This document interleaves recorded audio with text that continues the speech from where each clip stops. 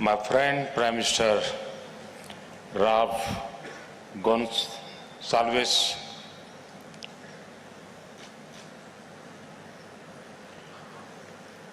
Srimati Amina ji,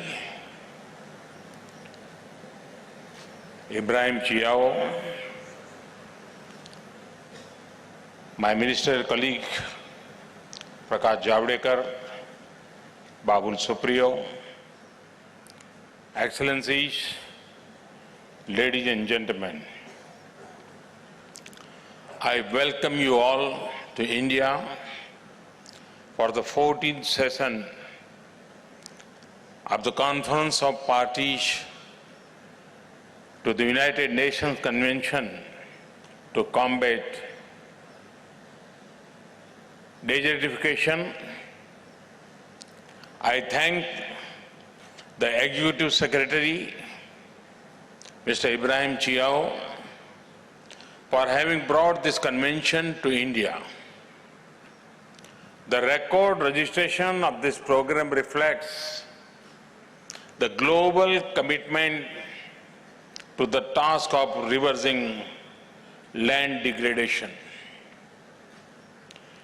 India also looks forward to making an effective contribution as we take over the co-presidency for a 2-year term.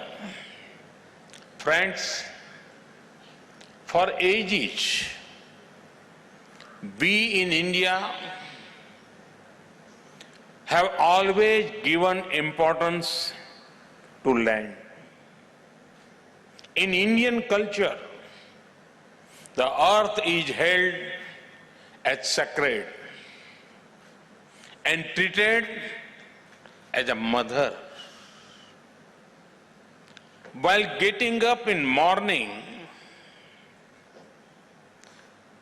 when we touch the earth with our feet, we seek forgiveness of Mother Earth by praying Samudravasane Devi Parvatastana Mandale Vishnupatni Namastubhyam Padasparsam Kshamaswame. Friends, climate and environment impact both biodiversity and land. It is widely accepted that the world is facing the negative impact of climate change. This is seen in a loss of land and plants and animal species facing threats of becoming extinct. Climate change is also leading to land degradation of various kinds, be it due to rise in sea levels and wave action, erratic rainfall and storms, and sandstorms caused by hot temperatures.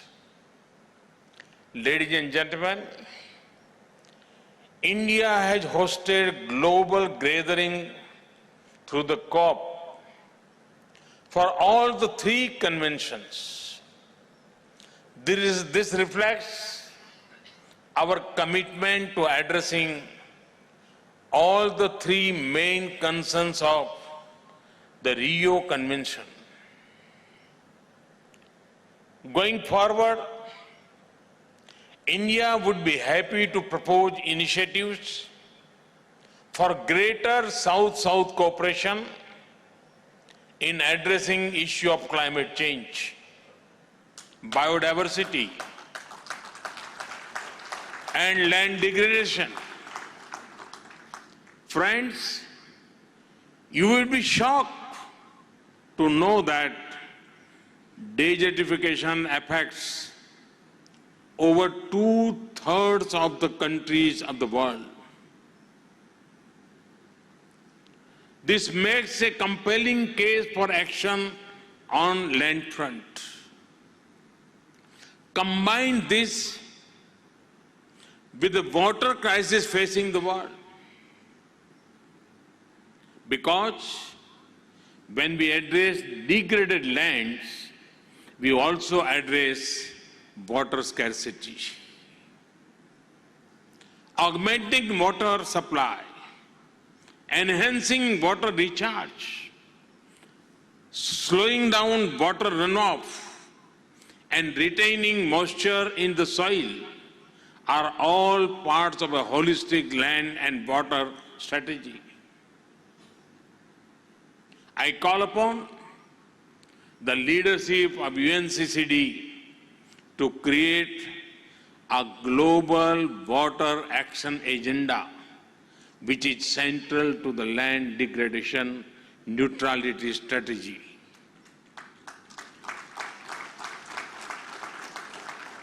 Friends, restoring the health of land is critical for sustainable development.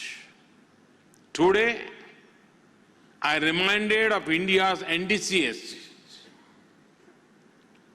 that were submitted at the Paris COP at the UNFCCC. It highlighted India's deep cultural roots of maintaining a healthy balance between land, water, air, trees, and all living beings. Friends, it would make you happy that India has been able to increase its tree cover. Between 2015 to 2017, India's tree and forest cover has been increased by 0.8 million hectares.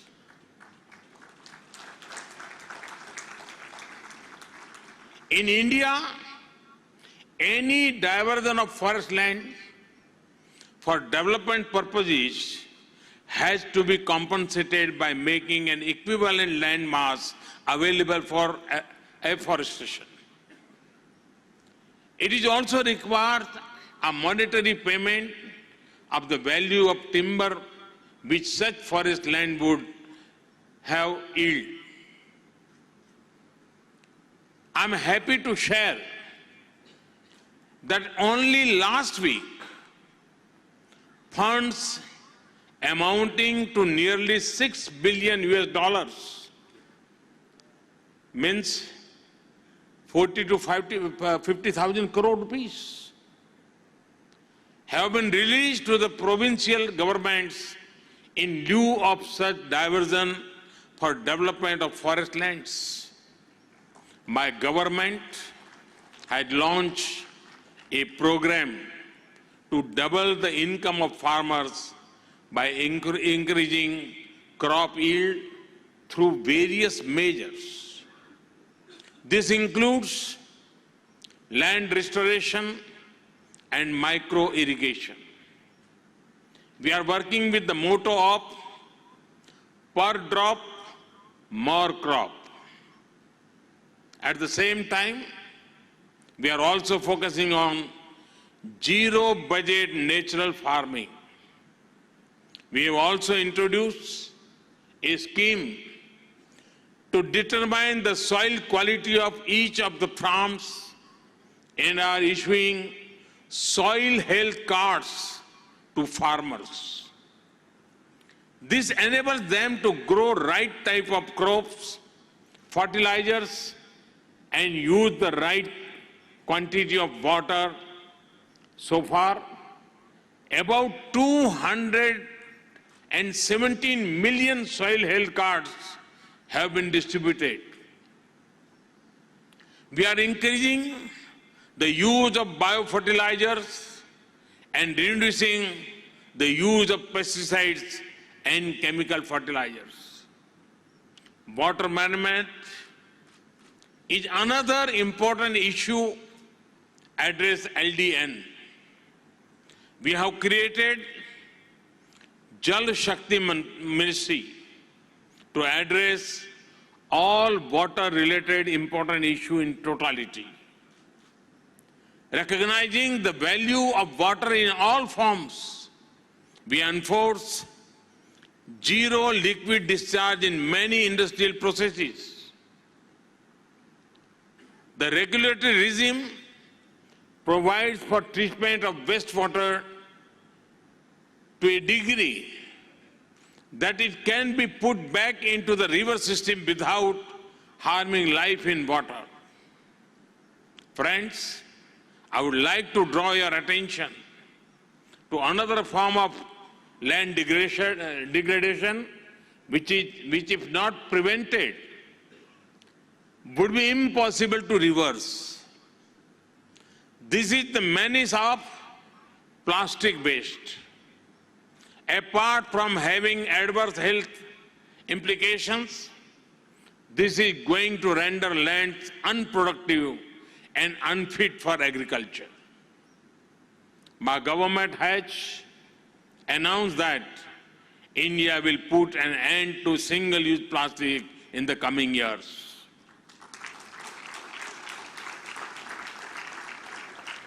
We are committed to development of environment-friendly substitutes and also an efficient plastic collection and disposal method.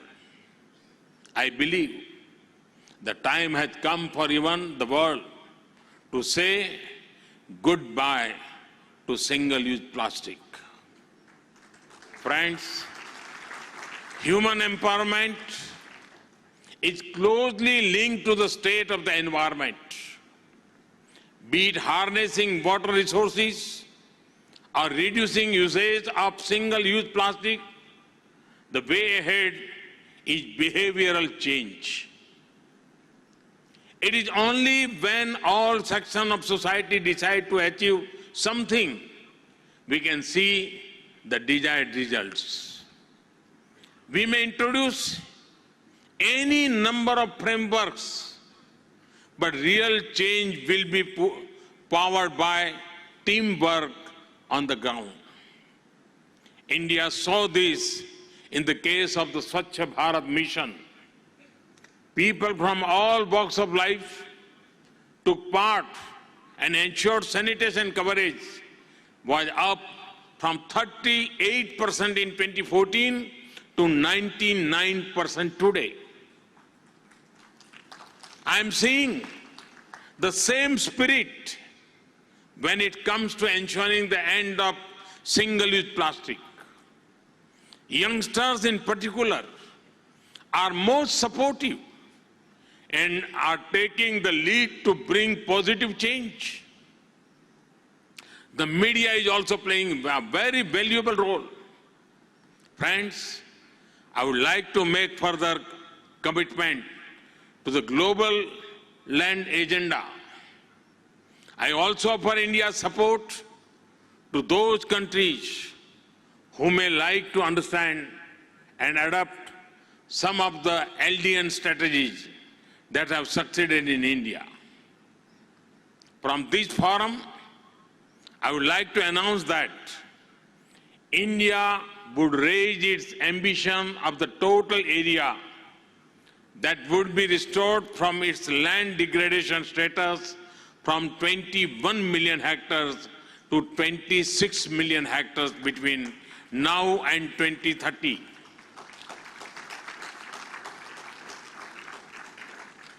This will support India's large commitment to achieve an additional carbon sink between 2.5 billion metric tons to 3 billion metric tons through tree cover. We in India take pride in using remote sensing and space technology for multiple applications, including land restoration. India would be happy to help other friendly countries develop land restoration strategies through cost-effective satellite and space technology. In order to further develop our scientific approach and facilitate induction of technology, to land degradation issues, we have decided to set up a Center for Excellence in India at the Indian Council of Forestry Research and Education. This agency will actively engage to promote South-South cooperation with those who may wish to access knowledge, technology, and training of manpower to address land degradation related issues. Friends, I understand that an ambitious New Delhi Declaration is being considered.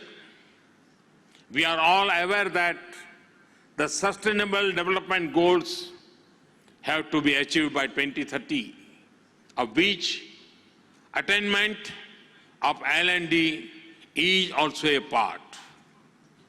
I wish you well as you deliberate further towards proposing a global strategy for land degradation neutrality. I would end by saying a very popular prayer from one of our oldest scriptures. Om Dayoho Shantihi, Antariksham Shantihi. The word Shanti does not only refer to peace or the antidote to violence. Here, it refers to prospering. Everything has a law of being, a purpose, and everybody has to fulfill that purpose. The fulfillment of that purpose is prosperity. Om Dayoho Shantihi, Antariksha Shantihi. So, it says, may the skies, heaven and space prosper. Prithvihi Shantihi, Apaha Shantihi, Aushadaya Shantihi, Manaspataya Shantihi, Visve Devaha Shantihi, Brahma Shantihi. May Mother Earth prosper. This includes the flora and fauna with whom we share our planet. May they prosper. May every drop of water prosper. May the divine gods prosper. Sarva Shantihi, Shantireva Shantihi, Same Shantiredahi. May everybody prosper. May I also be blessed with prosperity. Om Shantihi, Shantihi, Shantihi. Om prosperity, prosperity is prosperity. The thought and philosophy of our ancestors was all embracing and filled with a great thought. They realized the true relationship between me and we. They knew that prosperity of me can only be through prosperity of we. When our ancestors said we, they did not just mean their family or community or even just humans. It includes the sky, water, plants, trees, everything. It is also very important to know the order in which they are praying for peace and prosperity. They pray for the sky, the earth, the water, the plants. These are things that sustain us. This is what we call the environment. If this prosper, then I prosper. This was their mantra. Even today, this is an extremely relevant thought. With this spirit, I once again congratulate you for taking part in this summit. Thank you very much.